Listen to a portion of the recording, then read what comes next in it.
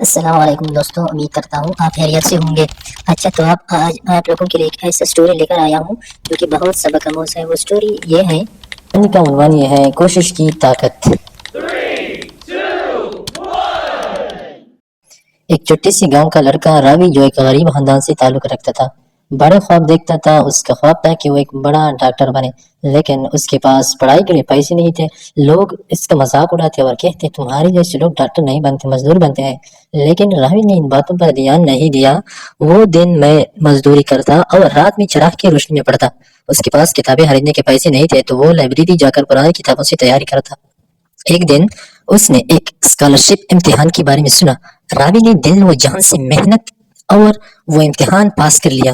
Scholarship کی مدد سے اس نے میڈیکل کالج میں داخلہ لیا۔ وہیں سے اس کی زندگی بدلنے لگی۔ بہت سالوں کی جدوجہد کے بعد راوی ڈاکٹر بن گیا اور اپنے گاؤں واپس آ کر لوگوں کو مدد کرنے لگا۔ اب وہی لوگ اس کا مذاق اڑاتے، اس کی تعریف کرتے ہیں اور کہتے ہیں راوی نے ہمیں سکھا دیا کہ اگر دل سے کوشش کرو تو سب کچھ ممکن ہے۔